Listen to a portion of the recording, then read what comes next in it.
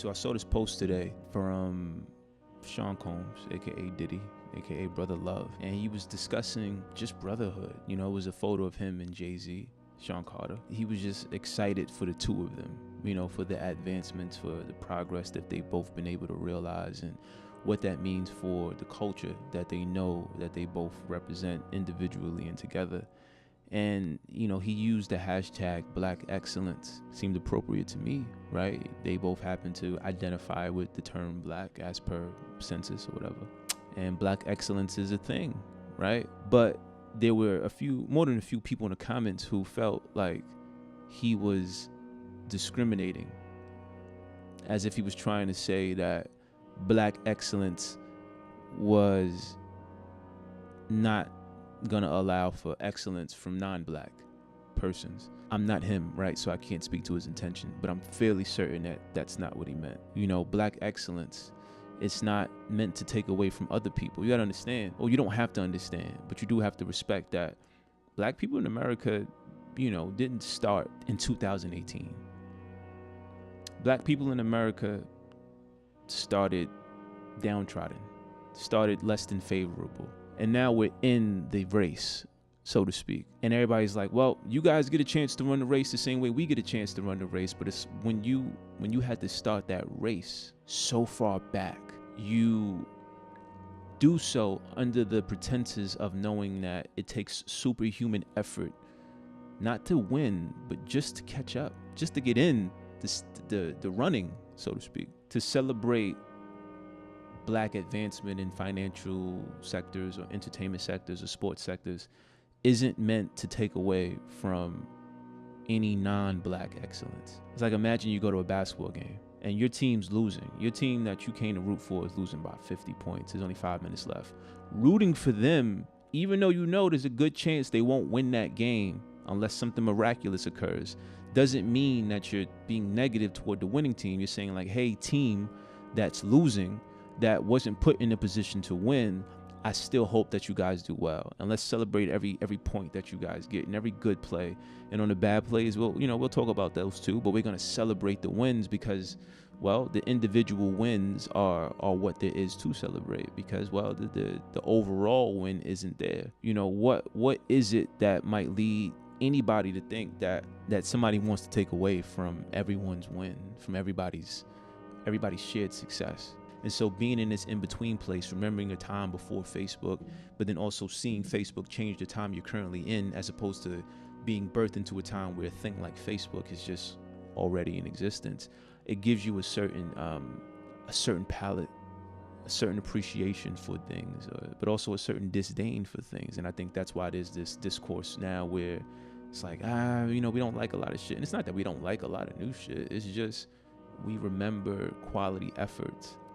Because it used to be more difficult to put things out in the forefront. It used to be, let's use music, it used to be more difficult to put a song out. Studio time was expensive, so you needed a record label or big company backing you to put up money for that. And you needed live musicians, and they all cost money. You needed somebody to mix it, and it was coming off a tape, and that was a process. And you needed time, and then you needed to get the record to people on radio so they would play it, and you needed to convince DJs to play it.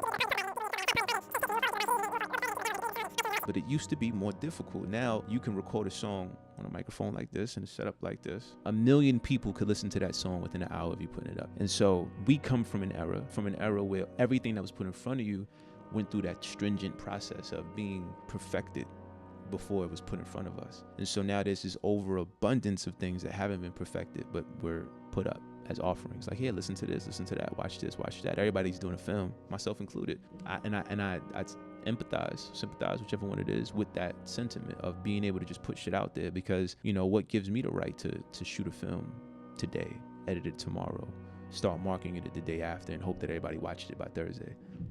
It's not how it should work. Rather, the should has changed, right? So I won't say it's a matter of how it should or should not work. It's just how it does now, which takes me back to Black excellence. It makes sense in some way. Younger people now would look at someone shouting Black excellence, someone shouting out for equality, is like, aren't we equal? And it's like, I suppose now, but the equality that we've matured into wasn't what's the word? There wasn't any back pay. It wasn't retroactive. It wasn't retroactive equality. It wasn't, let's go back in time to Jim Crow era and allow those people to vote equality. It's not go back in time to where a person was ripped from their home and without their culture, it didn't give them the same roots.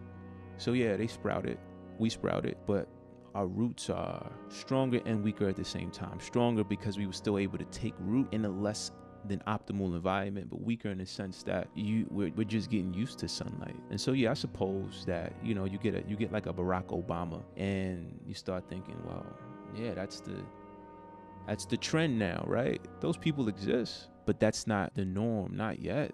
We're working our way into that. We're still maturing as a people shouting out something like Black excellence or celebrating your fellow downtrodden peers is highlighting the past, because the past does affect the present. That's our entire law. System of law is based on precedent. And the before wasn't so good for a lot of Black people.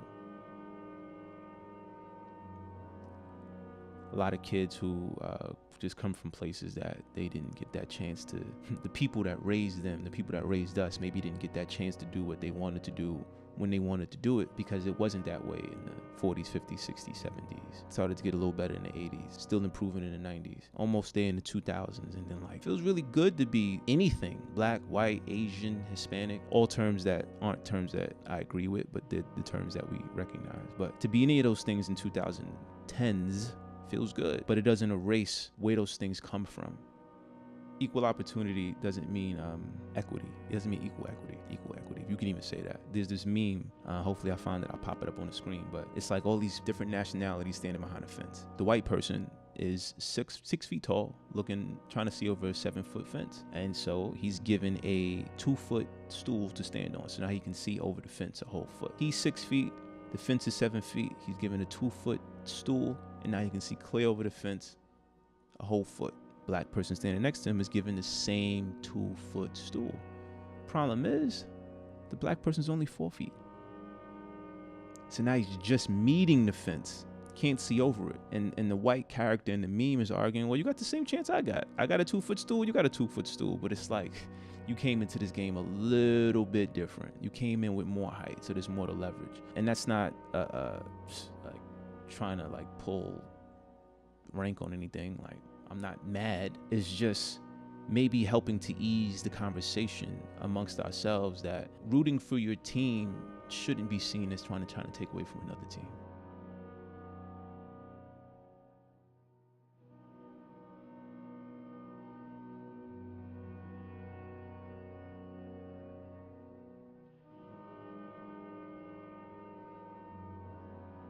It's all love. Like, that's really all it is. It's all love. But it's also love for self. Don't let love for self equal hate for you. But this is the conversation, right? This is the social currency we're attempting to build. So let me know what you think, right? These are just my thoughts, not a scripted thing. We'll continue to mature. But this is We 1000.